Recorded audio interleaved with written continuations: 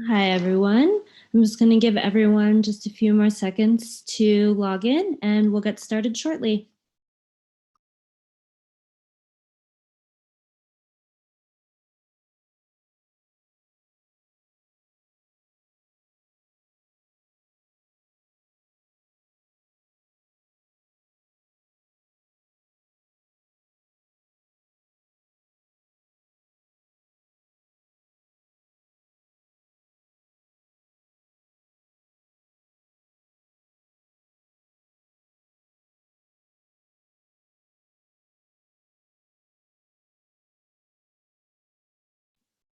Okay, hi everyone. Let's get started. Happy Monday and welcome to this 50-second town hall. First up, we have updates from People Ops. So our People Ops update, we have a new hire joining us, or a new contributor joining us today. Her name is Tina, and she is our new technical writer on the NIM team.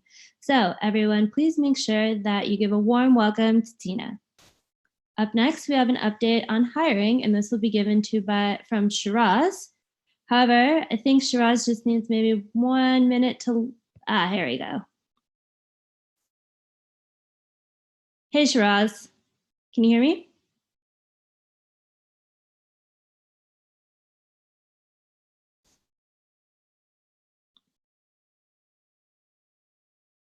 One second. Maybe I think Shiraz might be having some difficulties.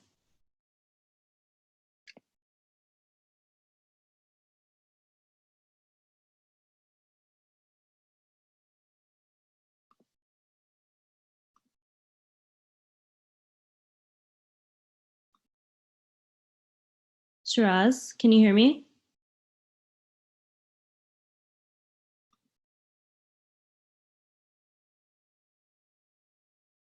Hi, good afternoon. Hi. There we go. All right. Okay. Sorry. So I guess I'm basically first. Have you got your People Ops update? Yes. So it's up for you now for this hiring update. Oh, yeah. Okay. Good stuff. Sorry. Yeah. So hello everyone.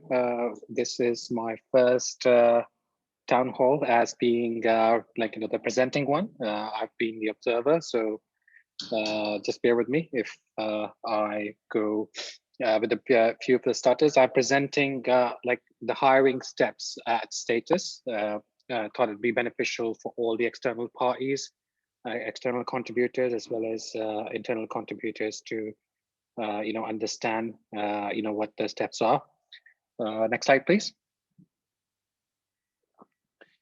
Okay, so with this one, I just need to clarify the purpose as to what we're covering in this presentation. So it's just to explain the hiring steps for open vacancies and understand the process flow and ensure that this process flow is uniform across all teams, ensuring transparency, as that's what we've been working very hard on to provide individual feedback, replying to emails that we get on the talent email and all these speculative, CVs submitted to us, and also increase engagement. Our obviously focus is to get more and more suitable contributors attract towards our career site and express interest and status. Next slide. All right, so we're covering the hiring steps and defining how we're defining hiring steps and the job specification. After that, the hiring process. We also have a hiring channel on Discord and how does the speculative CVs come in and feedback. So hiring channel on Discord, there were some questions week before last week that what is the purpose of the hiring channel. So we'll just quickly cover that as well in this one. Next one. Okay, so in terms of the hiring steps and the job specification, apologies, I should have changed that. A lead contributor is basically a team lead. So the team leads basically identify the need or the skills gap in the team. And after that, a job specification is prepared with the help of the people operations team. And then this vacancy gets approved by Carl and Jared, and an interview process is agreed with the lead contributors. Once again, the team leads or the hiring contacts based on the role. So if it's a tech role, then we would know that how many interviews and how many hiring contacts are included in it. And if there's a non-tech role and there are less hiring contacts, then of course in that case it'd be less interviews, and then there'll be a final stage interview. So after that process flow is agreed with the hiring contacts and the team leads, then we start following the hiring process afterwards. Next slide. Okay, so in terms of the hiring process, how do we do it?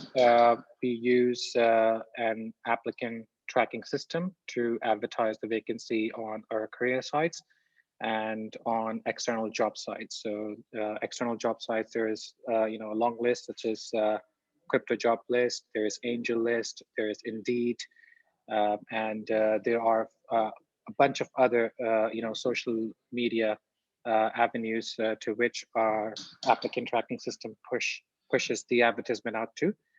So we use a number of mediums like sector-specific mediums to advertise our vacancies.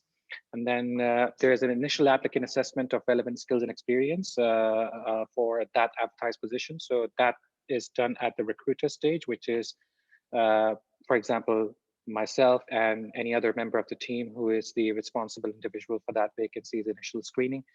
And once that screening is done, or initial assessment is done, then we take the subsequent next steps to either recommend that profile to the hiring manager, or if we can't recommend that to the hiring manager, then we get back to the candidate. But what we also do is that we search for applicants or candidates online who are not necessarily applying to status, or they don't know about status. So we basically proactively reach them and send them an introductory message either through LinkedIn, or if there is a online medium that was the reason for that introduction. If we see someone is good and could be a good contributor to status, then we proactively send message to that person introducing status and open vacancies at status to them. And then we conduct initial screenings. That's coming back to what I said about the initial assessment. So we conduct the screening, and with that screening, we identify that if this person is suitable to status and can be a contributor to one of the business functions to status, for example, in the Nimbus team or in the marketing team, wherever the vacancy persists, we follow the guidelines that we have agreed with the team leads and hiring contacts. And based on that, we conduct the initial screening of the candidates. And then afterwards, what we do is we arrange interviews with the team leads, as I it's a lead contributor over there. It's a team lead, and provide feedback to the candidate if the candidate is found unsuitable. Next slide. So about the feedback, basically. Individual feedback, as you all can appreciate, is not always possible on all applications. There is a very high volume of applications, and they're not always, all of them, suitable to the open vacancies. But we will definitely endeavor and make our best effort in the people operations team to provide a specific feedback after initial screening. So if we have made contact with an applicant or with a candidate who has expressed interest to work with us, or we have reached out to that person, they have applied in whichever medium they are introduced to status. Once there is a contact been made, whether it is by a recruiter or after the recruiter, a team lead has interviewed or a hiring contact has interviewed this candidate, we will definitely provide the specific feedback after that stage. And what we aim to do now is target that, we would provide feedback in 48 hours after initial screening. So if I have conducted an initial screening with a suitable applicant, then I will definitely get back to that applicant or that candidate within 48 hours and explain that what will be the next steps. Is there going to be one interview, two interviews, depending on the hiring team and how many hiring contacts are there for that particular position. I will provide the details about the next steps, or give that person the reason for unsuitability if at the screening stage the person was found unsuitable. Similarly, if at the interview stage, if the person was found unsuitable after being interviewed by the hiring contact or the team lead, then people ops will still gather that feedback from the relevant hiring contact or the team lead and provide that feedback after that interview in 48 hours. So it's each step and then 48 hours feedback to follow after that. Next slide, please. Okay, so that was a quick overview of how the hiring process and the hiring steps work. Where do we advertise our vacancies? I'm happy to answer any questions if there are from anyone.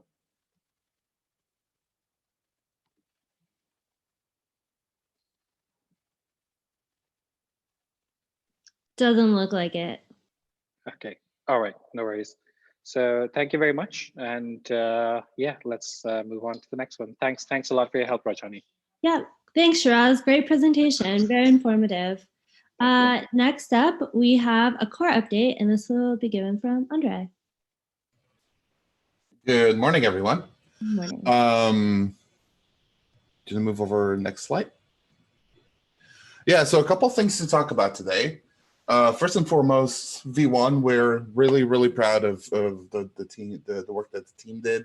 The soft launch, the second soft launch was a huge success. The first one was a total disaster. More on that later. We've had great App Store feedback. Most of the reviews, indicate that people are really happy with the app, and the ones that are not aren't about any critical or core things. It has more to do with little fixes that we can easily implement in the future. Also, the active views is still expectedly low. We didn't really push for, a huge marketing drive here. Most of the idea was to get the app out there, get it in the hands of people, try to make sure that there are no sharp corners or anything. So I think we've achieved that, and we've seen about an average of 40 pairs with peaks of about 100. There's a hot fix out. This is a really important download. We've released it a few days ago already. If you haven't downloaded the update, please do. The patch is a really important security hole. We will post a blog post about what it is and how we found it. It's going to be a really cool read, especially if you're into these sorts of engineering details. As for what's next, Waku, we're full geared into Waku. This week is dedicated to load testing before public release. We're kind of trying to explore what the limits of the protocol and what the mail service can handle. In parallel, we're preparing to ship importing accounts into Wallet with a seed phrase or private key, which is a hugely requested feature. Marking as read in chat menu, and other little nags and bug fixes.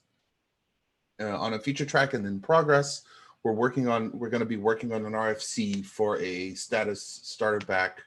We're trying to offer tokens, a little bit of ETH and some stickers as an onboarding package that will be available as an in-app purchase both for iOS and Google.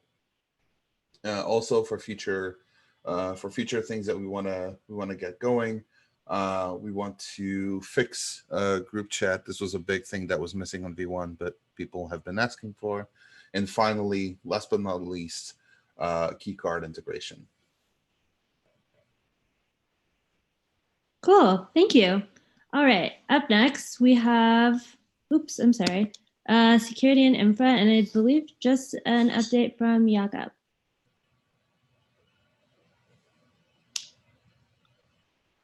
Who is not online.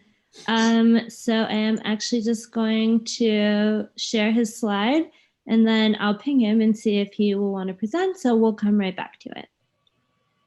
Next up, we have a marketing update, and this will be given from Johnny. Hey, thanks for Johnny. Yep. Next slide, please. Super quick update. As Andre mentioned, we had the soft launch a couple weeks ago, so just wanted to recap some of the metrics we're looking at. So in January, this is just status.im site data from Fathom, and unique visitors has over doubled, not surprising given the launch. Page views has over doubled, and average time on site is increasing, which is all really good. Once again, not surprising because of the launch, but once again, just good to see it trending upwards. And then that led us to look at like our best performing content. Once again, not surprising that the announce post was by far the most shared, liked, engaged article we wrote. And this is looking at this year, sorry, 2020, still stuck in last year. But then we kicked off a campaign last week looking at DeFi on mobile, once again, showcasing the products that you can use in status. And that was our second best performing piece of content this year. And then it's really cool to see the third best performing piece of content was building Nimbus on Android. Once again, just showing our technical audience. And this is cool because this was written by a community member. So massive shout out to the writer of this. I don't know how to pronounce his Twitter handle, but I'll put it out on social. That's really cool to see. Fourth was an article written by Robin, once again, speaking to our very technical audience. This was WebAssembly and EWASM, written as kind of like a generic article for the Embark team. And then our quarterly report. And then it was interesting to see that our principles blog post is still one of the best or most highly engaged articles on our .status. So it's cool to see. And just, you know, the team we met in New York 2 weeks ago to analyze a lot of this, figure out what kind of articles we want to produce that kind of match this and speak to the audience that is reading this stuff. So it's interesting to take a look back and see what's performing. Next slide. And then, so there's two campaigns going on right now.